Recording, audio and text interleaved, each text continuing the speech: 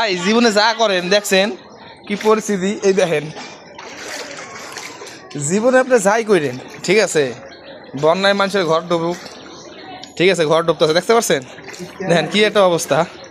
এই দেখেন আপনি আমাকে দেখাই, তার থেকে বড় মত আছে আরো সামনে, তাহলে আপনারা দেখেন একটু। এই দেখেন প্রত্যেকটা রুম, হ্যাঁ, এই অবস্থা ভয়ানক। এই দেখেন মানে চঙ্গে উঠছে আর রাখেন না। তারপরে দেখেন মজার বিষয় হচ্ছে আরেকটা, আপনারা না খেয়ে থাকবেন কিন্তু কখনো কিস্তি উঠাইবেন না, ঠিক আছে। এই দেখেন অবস্থা, কিন্তু এই যে কিস্তির ম্যাডামরা আয় বলছে কিস্তি নিতে, ঠিক আছে, এখন খান আর না খান কিস্তি উঠাইবেন, কিস্তি দেওয়া লাগবে, ঠিক আছে।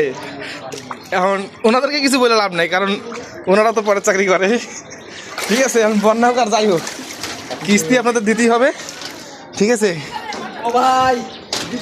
কিস্তি আপনাকে দিতেই হবে, কিস্তির টাকা আপনি খান আর না খান কিস্তি আপনাকে দিতেই হবে ভাই। ভাই জীবনে যা করেন দেখছেন কি পরিস্থিতি, এই দেখেন জীবনে আপনি যাই করেন, ঠিক আছে, বন্যায় মানুষের ঘর ডুবুক, ঠিক আছে, ঘর ডুবতেছে দেখতে পাচ্ছেন, দেখেন কি একটা অবস্থা।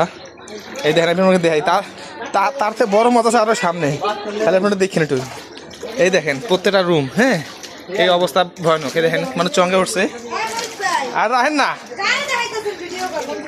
তারপরে দেখেন মজার বিষয় হচ্ছে আরেকটা, আপনারা না খেয়ে থাকবেন কিন্তু কখনো কিস্তি উঠাইবেন না, ঠিক আছে। এই দেখেন অবস্থা, কিন্তু এই যে কিস্তির ম্যাডামরা আয় বলছে কিস্তি নিতে, ঠিক আছে। এখন খান আর না খান কিস্তি উঠাইবেন, কিস্তি দেওয়া লাগবে, ঠিক আছে। এখন ওনাদেরকে কিছু বলে লাভ নাই, কারণ ওনারা তো পরে চাকরি করে, ঠিক আছে। এখন বন্যা হোক আর যাই হোক কিস্তি আপনাদের দিতেই হবে, ঠিক আছে। কিস্তি আপনাকে দিতেই হবে, কিস্তির টাকা আপনি খান আর না খান কিস্তি আপনাকে দিতেই হবে ভাই।